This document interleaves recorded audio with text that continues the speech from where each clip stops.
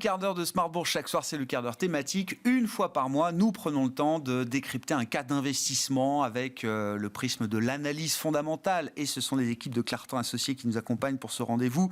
Elisabeth de Saint-Léger est à mes côtés, gérante chez Clartan. Bonsoir Elisabeth. Bonsoir Grégoire. On parle avec vous ce mois-ci d'une société néerlandaise qui s'appelle Arcadis, qui se présente comme leader du conseil et de l'ingénierie durable. C'est une capitalisation de taille moyenne, autour de 5 milliards d'euros, cotée notamment sur le marché d'Euronext à Amsterdam. Société qui a été fondée il y a longtemps, qui a beaucoup plus d'un siècle maintenant, fin 19e, aux Pays-Bas donc, qui est un pays, et j'imagine que ça explique aussi le positionnement de l'entreprise aujourd'hui et de ses métiers, un pays sous forte contrainte environnementale, notamment du fait qu'une majorité ou une grande partie du pays se situe sous le niveau de la mer.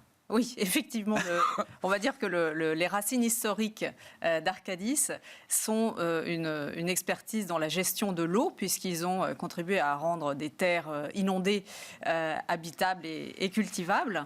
Et elle a accumulé des expertises dans des domaines connexes, dans l'environnement, les infrastructures et puis les bâtiments. Et elle a enrichi son portefeuille à la fois de façon organique et par des acquisitions. Ouais. Qu'est-ce que ça veut dire quand il se présente leader du conseil et de l'ingénierie durable? On sait que le marché du conseil et de l'ingénierie dans le monde, c'est un marché qui est quand même très fragmenté. Ouais. On peut avoir des sociétés avec des parts de marché importantes, mais ça reste quand même un marché fragmenté. Qu'est-ce qu'ils veulent dire quand ils se présentent de cette manière-là, concrètement? Alors, en fait, ils sont vraiment sur des marchés qui sont portés par ces thématiques de la durabilité. Alors, au départ, c'était un peu par construction. Ouais. Et puis, ça devient de plus en plus un choix du fait des marchés auxquels ils s'adressent, qui sont mus par l'urbanisation croissante, les besoins en énergie, en eau, les besoins d'efficacité énergétique. Et eux, ils ont des compétences pour pouvoir accompagner leurs clients sur ces enjeux de transition énergétique, de décarbonation, de digitalisation, d'industrie du futur, de mobilité intelligente, comme on dit. Oui, bien sûr. Il y a plein de choses smart. Oui, tout est smart oui, aujourd'hui. Oui, évidemment. Et la mobilité. C'est pas ici qu'on dira le contraire. Voilà. Et donc, ils ont ces compétences et ils concentrent leur énergie sur ces compétences-là parce que ce sont des vecteurs de croissance pérenne. Ouais. Ça, c'est ce qui les caractérise aujourd'hui dans cet univers du conseil et de l'ingénierie au sens large. Oui. Ce positionnement sur ces métiers, sur ces tendances lourdes. Oui, aussi le fait qu'ils sont un pure player, parce que souvent les sociétés d'ingénierie avec lesquelles ils se trouvent en concurrence peuvent avoir des compétences de construction. Alors eux, c'est pas du tout leur cas. Ils sont que col blanc. D'accord. Ils sont vraiment des pure players et ils cherchent aussi à augmenter en permanence la valeur ajoutée de leurs prestations, notamment en intégrant des aspects de gestion de données et d'analyse de données pour accompagner leurs clients. Ouais. Vous le disiez effectivement, croissance interne et croissance externe dans ces marchés fragmentés. Ils ont acquis un vrai savoir-faire en matière de M&A, de rachat d'entreprises. Elisabeth, sachant qu'il y a eu dans cette histoire-là du M&A chez Arcadis, un avant-après 2014, je crois, qui est l'année où ils ont racheté une grosse société britannique qui s'appelait Hyder à l'époque. Je ne sais pas s'ils ont conservé la marque. Non. Et ça a été pour eux un véritable challenge justement dans cette dynamique de croissance externe. Effectivement, parce que ils ont eu un historique d'acquisition et d'une capacité avérée d'intégration qui s'est déroulée à peu près sans anicroche.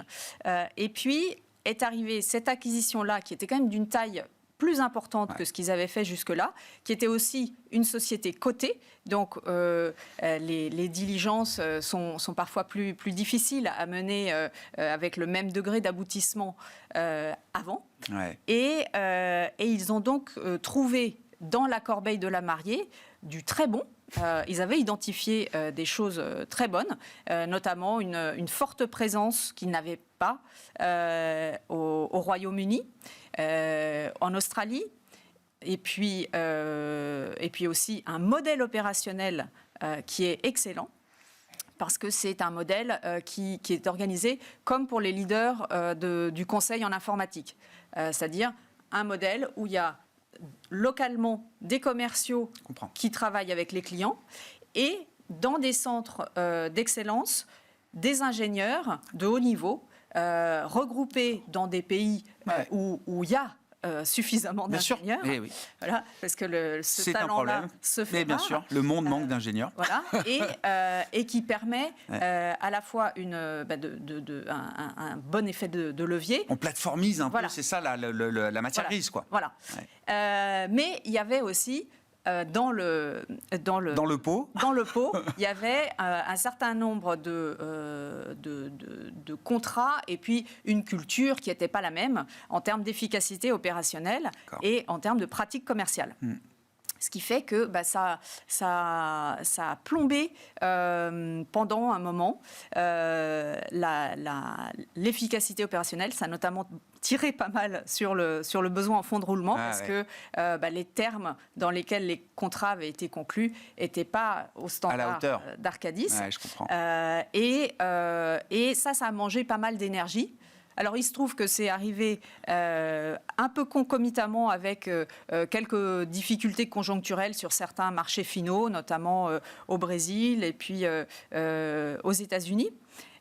Donc cette fin des années 2010 a été difficile pour l'entreprise, c'est ça? Oui, on peut le dire. Parce que là, ils ont connu un petit phase de décélération. Bon, ça s'est même traduit par le départ du management à l'automne 2016.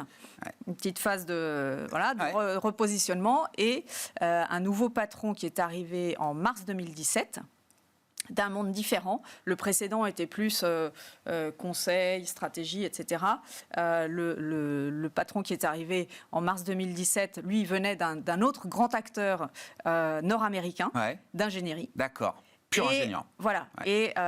Quelles leçons ils ont retenues de ce passage à vide, de ce changement d'équipe managériale et qu'est-ce que le management a mis en place pour tirer les leçons peut-être de cette acquisition structurante, certes, avec du positif, mais aussi avec du négatif? Oui. Ils ont vraiment fait en sorte de reprendre, de resserrer les boulons un peu partout, en termes de culture et de sélectivité des projets. Parce qu'ils ont des très bonnes compétences, ils ont une très bonne image, ils ont un maillage mondial qui leur permet d'être présents dans des très beaux projets auprès de clients de très belle envergure. Mais il y avait ce besoin d'instiller jusqu'au terrain la sélectivité. Alors, ils avaient un motto qui s'appelait « Make every project count ». Et donc ça veut dire que depuis l'appel d'offres jusqu'à l'exécution, il faut être vigilant sur la façon à la fois de choisir. Chaque projet est stratégique. Chaque projet doit être vu comme un projet clé. Et il y a eu un recentrage aussi sur les géographies où ils voulaient être présents. Parce qu'il y a des pays où, soit par absence de taille critique, soit parce que la pratique commerciale dans ce pays-là ne correspond pas à leurs standards, ils ont été capables de refuser effectivement, peut-être de pénétrer certains marchés, d'aller sur certains contrats. Et puis pour des questions de pricing power, et puis de se retirer aussi. Donc, je sais pas, ils étaient milieu des années 2010, ils étaient dans plus d'une quarantaine de pays. Aujourd'hui, c'est 30. Voyez, donc, ils ont fait ces choix et ils ont remis la maison en ordre, quoi. Quelle est la feuille de route du groupe aujourd'hui, à ce stade, justement, Elisabeth ? Alors, la feuille de route, c'est un prolongement et même une amplification de la feuille de route qui vient de s'achever. Ouais. Parce qu'ils ont fait des plans successifs dont le but était de restaurer les conditions d'une croissance structurelle. Donc là, le dernier qui vient de s'achever, c'est 2020-2023. Ouais, et ils ont fait à peu près 7% de croissance annuelle moyenne sur cette période-là. Et pour les 3 années qui viennent, ils se sont de nouveau fixés un objectif du même acabit.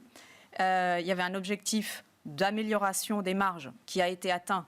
Et de nouveau, là, ils veulent encore franchir une marche de ce point de vue-là. Et puis toujours rester attractif pour les talents. C'est ça. Voilà. J'allais demander quel est le risque pour une société comme Arcadis aujourd'hui, voilà, qui a connu ce trou d'air, qui s'est remise en ordre de marche, qui a repris le contrôle sur son pouvoir de fixation des prix, de sélection des contrats, etc. La guerre des talents, ça, c'est un risque permanent. Ça, c'est un enjeu parce qu'ils ont besoin de ces ressources en ingénieurs de qualité. Et je pense qu'ils sont sur des métiers qui attirent parce que c'est très dans l'air du temps d'aider à réaliser ces objectifs. Ça donne du sens. Voilà, ça donne du sens, exactement. Pour toute une nouvelle génération d'ingénieurs qui a besoin de ça, mais c'est normal. Exactement. Mais bien sûr. Donc il y a ça, mais il y a la réalité qui est que beaucoup d'autres, il n'y a pas assez d'ingénieurs. Oui, et qu'il y a beaucoup de concurrents qui recherchent les mêmes talents. J'entends. Donc eux, ils font des académies en interne. Par exemple, ils ont construit une académie de la transition énergétique pour anticiper là-dessus. Voilà.